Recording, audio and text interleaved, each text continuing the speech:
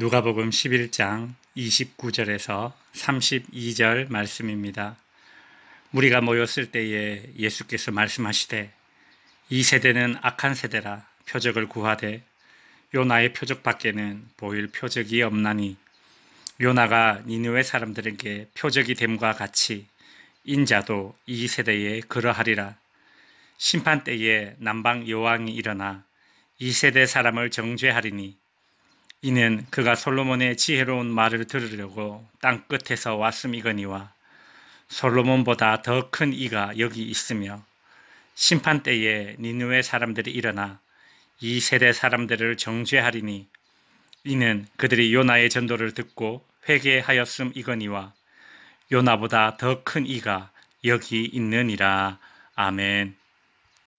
사람들은 말 못하게 하는 귀신이 쫓겨나는 기적을 보면서도 하늘로부터 오는 또 다른 표적을 보여달라고 예수님께 요구합니다.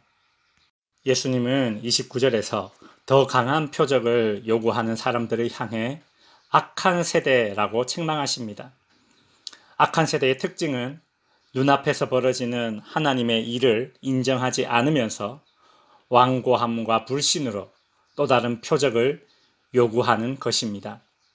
과거 출애굽을 경험하고도 하나님의 말씀에 순종하지 않은 이스라엘 백성들을 출애굽기 32장 9절, 신명기 10장 16절에서는 완악하다라고 표현했습니다.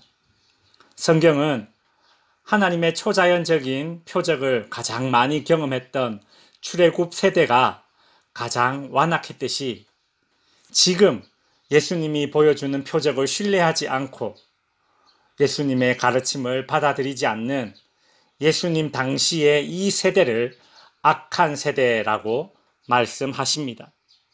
예수님은 표적을 구하는 그 악한 사람들에게 요나의 표적 밖에 보일 표적이 없다고 말씀하십니다.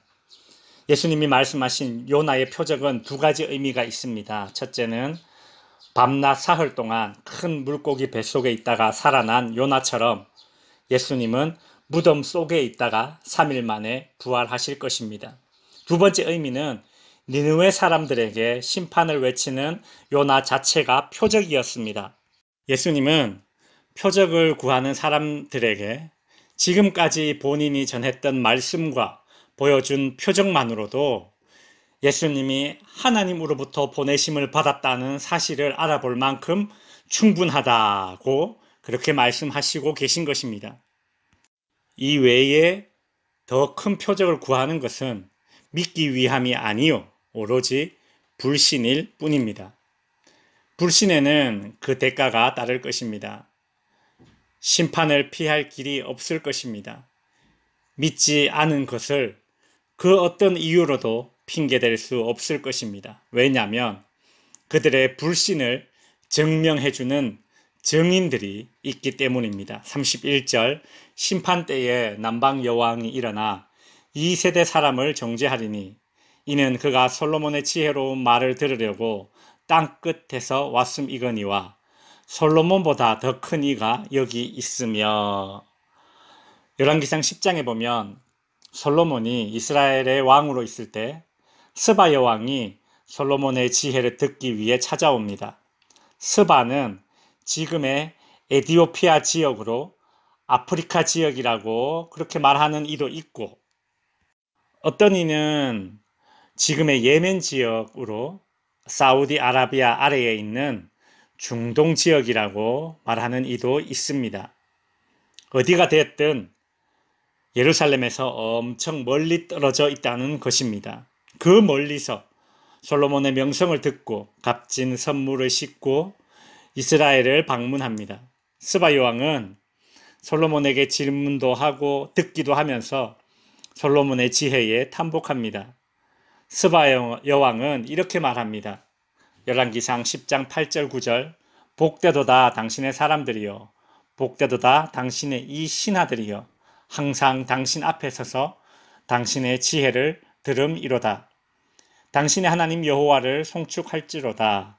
여호와께서 당신을 기뻐하사 이스라엘 왕 위에 올리셨고 여호와께서 영원히 이스라엘을 사랑하심으로 당신을 세워 왕으로 삼아 정의와 공의를 행하게 하셨도다. 스바 여왕은 솔로몬의 가르침을 듣고 하나님을 찬양하면서 하나님이 솔로몬을 왕으로 세우셨다고 인정했습니다. 그러나 예수님 당시의 유대인들은 예수님의 이 기적을 보고 놀라운 가르침을 듣고도 하나님을 찬양하지 않고 하나님이 예수님을 보내셨다는 것을 인정하지 않는 것입니다. 그러니 심판 때에 솔로몬보다 더 크신 이 예수님의 가르침을 받고도 인정하지 않고 배척했던 유대인들은 심판의 때에 핑계를 대지 못할 것입니다. 또한 예수님께서는 32절에서 심판 때에 니느웨 사람들이 일어나 2세대 사람을 정죄하리니 이는 그들이 요나의 전도를 듣고 회개하였음이거니와 요나보다 더 큰 이가 여기 있느니라고 하십니다.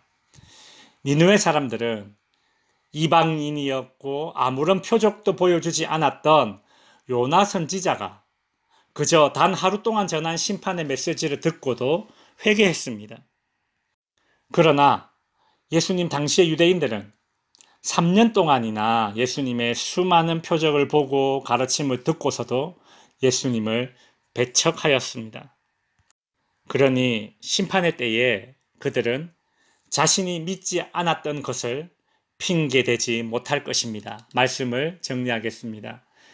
예수님을 믿지 않는 자들, 복음을 받아들이지 않는 자들, 교회를 나오지 않는 자들의 이유를 들어보면 정말 가지각색입니다. 우리가 상상하지도 못했던 것들을 이유로 들먹이며 복음을 거부합니다. 그러나 심판의 때에 그 모든 이유들은 핑계거리에 불과합니다.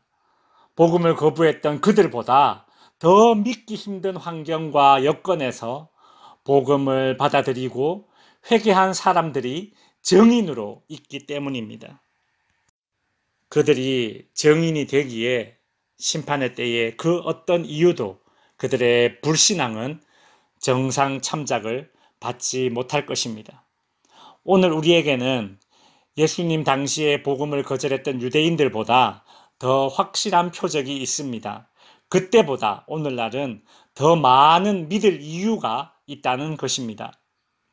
우리는 예수 그리스도의 부활과 승천, 오순절 성령 강림, 그리고 성령의 감동으로 기록된 66권의 완성된 성경 말씀이 있습니다. 또한 주님께서 몸소 세우신 교회 시대 속에 살고 있습니다. 그런데도 믿고 회개하여 구원에 이르지 못한다면 심판날에 우리가 받을 정죄는 가장 혹독할 것입니다. 고로 더 큰 표적을 구할 것이 아니라 더 큰 믿음을 구하시는 우리 모든 성도님들이 되시기를 주님의 이름으로 축원드립니다.